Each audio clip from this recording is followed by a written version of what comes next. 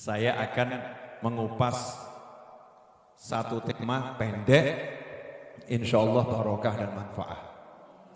Judulnya jangan meremehkan doa. Jangan meremehkan doa.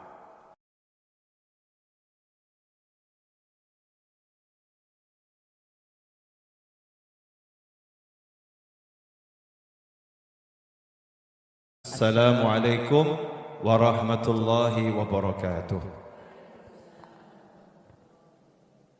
Saya akan mengupas satu tema pendek, insya Allah barokah dan manfaat. Judulnya jangan meremehkan doa. Jangan meremehkan doa. Nah, seringkali gak sadar kalau dikasih doa itu dipandang cuman sekedar doa. Disuruh berdoa, ada yang jawab sudah capek berdoa. Ada pula yang ketika disuruh berdoa jawabannya sudah, tapi kok enggak hasil. Jadi memandang remeh doa. Memandang remeh doa sama dengan memandang remeh yang menjadi tujuan doa. Doa itu artinya permintaan, permohonan, undangan. Jadi kalau kita berdoa kepada Allah Ta'ala, kita lagi mengajukan permohonan kepada Allah Ta'ala, kita lagi mengundang, memanggil Allah Subhanahu wa Ta'ala untuk urusan kita. Untuk urusan kita. Nah, siapa yang merintahkan kita berdoa? Yang nyuruh kita berdoa siapa? Dan kenapa kita disuruh berdoa? Jawabannya sederhana dan sangat mudah. Tuhan itu cuma satu, nggak ada yang lain. Tuhan itu hanya Allah Subhanahu wa Ta'ala. La ilaha illallah. Nggak ada yang lain. Dan Allah kirim utusan. Allah kirim utusan. Banyak utusan Allah, tapi yang terbaik, yang paling utama, yang paling mulia, yang paling dicintai Allah Ta'ala, utusan Allah adalah baginda Muhammad sallallahu alaihi wasallam. Makanya kalau doa itu artinya permohonan, permintaan, undangan, minta tolong, maka kalau Tuhannya cuma satu, nggak ada yang lain. Sementara Tuhan artinya yang menciptakan kita, Tuhan artinya yang mengurusi semuanya, Tuhan artinya yang bisa menahan, itu hanya Allah Subhanahu wa Ta'ala. Yang bisa mengizinkan penyakit jadi penyakit hanya Allah Subhanahu wa Ta'ala. Yang bisa mengizinkan obat jadi jalan kesembuhan hanya Allah Subhanahu wa Ta'ala. Yang mengizinkan bekerja sebagai jalan mendapatkan penghasilan hanya Allah Subhanahu wa Ta'ala. Yang menahan rezeki meskipun orangnya bekerja dari pagi sampai petang hari hanya Allah Subhanahu wa Ta'ala. Yang bisa menyembuhkan hanya Allah Subhanahu wa Ta'ala. Artinya kalau kita punya masalah apapun yang bisa bereskan hanya Allah Subhanahu wa Ta'ala. Enggak ada yang lain. Enggak ada yang lain. Nah, Allah kasih caranya. Nomor satu caranya adalah ngomong sama Allah. Jadi ada apa-apa itu ngomong dulu sama Allah. Ud'uni astajib lakum. Panggil aku. Aku akan jawab panggilan kalian. Masalahnya A, masalahnya B, masalahnya C, sampai Z. Ada hajat. Hajat bukan masalah ya. Hajat itu bukan masalah. Pengen, punya pengen. Pengen A sampai Z. Apapun itu pengennya. Ngomong dulu sama Allah Subhanahu wa Ta'ala. Contoh, Nabi Musa alaihissalam. Nabi Musa punya pengen. Allah bilang pada Nabi Musa alaihissalam, wahai Musa, kalau tali sandalmu putus, minta sama aku. Tali sandal itu kan hal yang remeh-temeh ya. Hal yang remeh-temeh, sepele, hal yang kecil. Urusan yang kecil itu pun Nabi Musa diperintah oleh Allah Ta'ala minta dulu sama Allah Subhanahu wa Ta'ala. Ud'uni astajib lakum. Allah senang kalau hambanya dikit-dikit ngomong sama Allah. Ya Allah saya pengen ini, ya Allah saya pengen ini tolong, ya Allah saya pengen ini tolong, ya Allah saya pengen ini tolong. Tapi kebanyakan manusia itu ngomongnya sama Allah kalau udah mentok. Udah kepepet, udah kejeduk, ya, udah delosor, udah gelundung, baru terlihat Allahumma, ya Allah, ya Allah, ya Allah. Baru ngomong semacam itu. Nah saat tidak gelundung, saat tidak kepepet, saat tidak jatuh, kamu letakkan di mana Tuhanmu?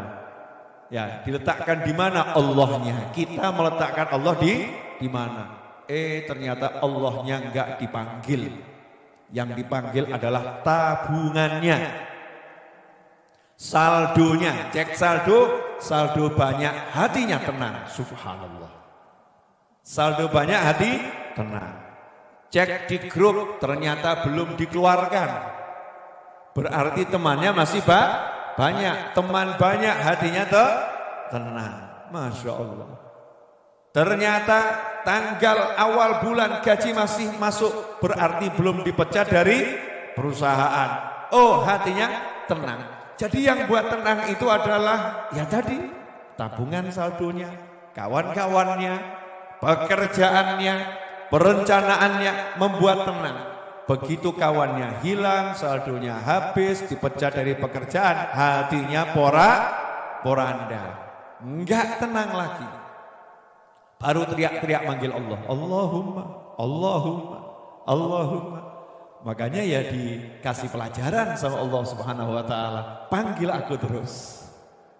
Panggil aku terus. Aku jawab. Ya aku jawab. Panggil terus. Karena sekian lama melupakan Allah Subhanahu wa Ta'ala. Makanya kalau kita pengen hajat kita itu kabulnya cepat, gampang, mudah. Biasakan manggil Allah. Allahumma, ya Allah saya butuh ini. Ngomong dulu sama Allah. Ad-du'a silahul mu'min. Begitu sabda Nabi Muhammad sallallahu alaihi wasallam. Doa itu senjatanya seorang mukmin. Artinya apa? Andalannya mukmin itu doa. Ngomong dulu ke Allah, baru cek saldo. Ya Allah, saya pengen punya rumah. Ya Allah, saya pengen punya motor. Ya Allah, saya pengen sekolah. Ya Allah, saya pengen beli tanah. Ya Allah, saya pengen haji. Ya Allah, saya pengen umroh. Ya Allah, saya pengen. Kemudian baru cek saldo. Oh, ternyata saldonya tipis. Hampir nol. Baru ngomong lagi sama Allah. Ya Allah, pengen umroh tapi saldo habis. Iya, saldonya habis. Ngomong sama Allah Ta'ala. Ternyata kemudian berpikir, pengen usaha biar bisa bayar biaya umroh. Usahanya apa? Ternyata jual kacang goreng. Masya Allah. Bisa enggak umroh pakai kacang goreng? Bisa lah, itu perusahaan kacang tuh, Masya Allah. 2 kelinci atau apa itu ya? Itu ya jualan kacang, tapi rezekinya luar biasa. Jual kacang, ya Allah saya bisanya jual kacang. Kamu ya Rob yang bisa mengumrohkan saya. Tolong saya ya Allah, biar saya bisa pergi umroh. Jual kacang, dijual kacang sambil minta Allahumma umroh, Allahumma umroh. Jual kacang, Allahumma umroh. Nanti Allah ngasih rezekinya dari mana? Jangan nanya saya. Karena kalau mengumpulkan keuntungan kacang, umrohnya mungkinlah lama. Tapi kalau mengandalkan jawaban dari Allah, ud'uni astajib lakum. Panggil aku jawab. Jangan andalkan usaha, jangan remehkan usaha. Tapi manggil Allahnya yang benar. Nanti jawabannya Allah itu aneh. Allah nggak pengen kita ngerti bentuknya seperti apa. Contoh yang kemarin Idul Adha, hari raya kurban, bagaimana Nabi Ibrahim dan Nabi Ismail alaihi wassalam menghadapi ujian yang luar biasa.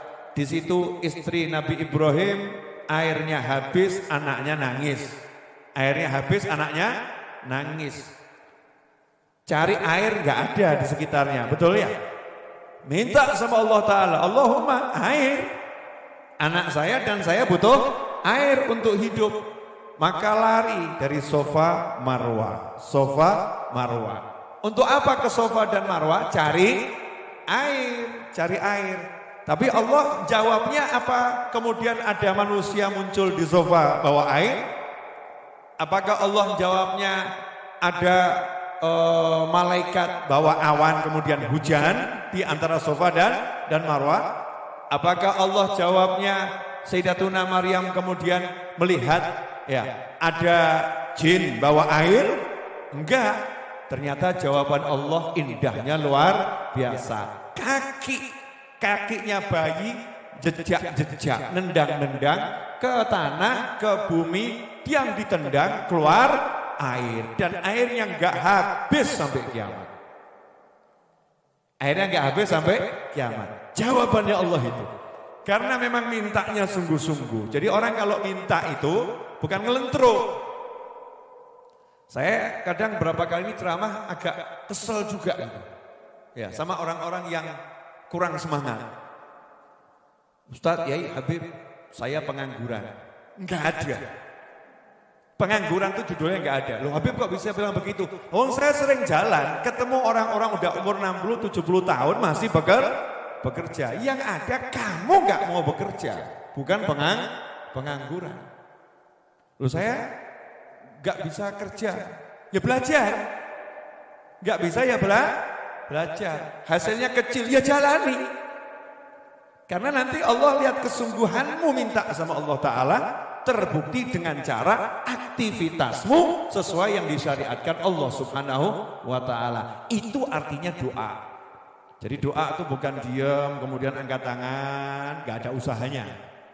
Namanya manggil Allah, yang ngundang Allah, minta sama Allah Ta'ala, hatinya berdoa, lisannya berdoa, tubuhnya bekerja, tubuhnya bergerak. Ada pula yang doa, ya, pengen dapat jodoh. Ini banyak nih yang WA nih. Beb, saya udah doa pengen dapat jodoh kok nggak dapat ya Beb ya.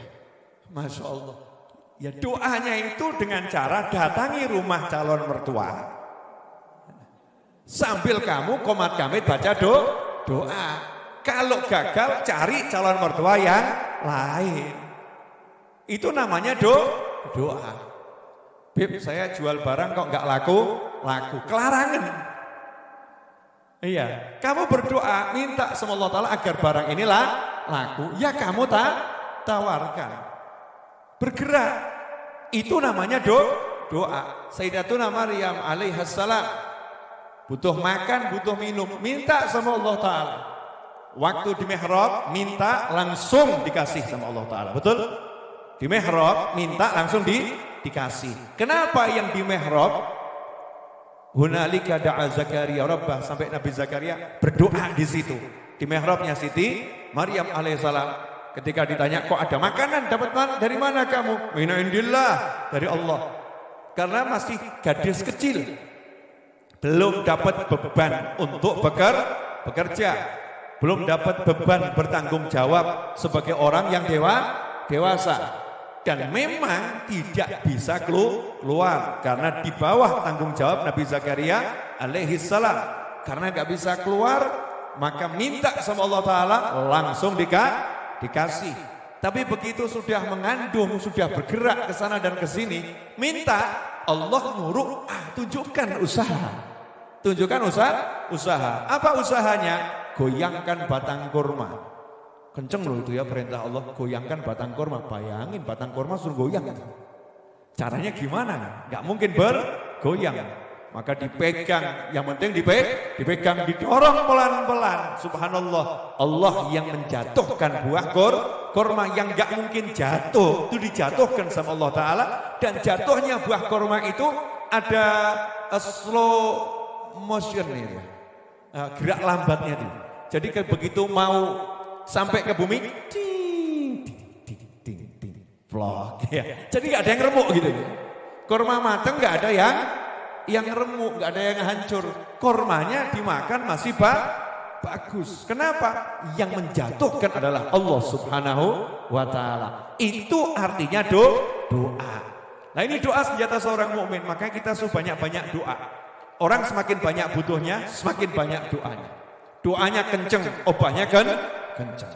Semangat. Nanti Allah kasih rezeki. Aneh caranya. Caranya itu ajib, subhanallah, unik, ya. Menyenangkan. Hubungan sama Allah itu indahnya luar biasa. Enggak ono ruwete. Bek menungso ngumet. Sama manusia itu ruwet kita nih. Kita sama manusia kan banyak keruwetan. Apa istilahnya? Proses administratif, ya. Keruwetan. Kalau sama Allah Ta'ala enggak ruwet. Ud'uni astajib lakum.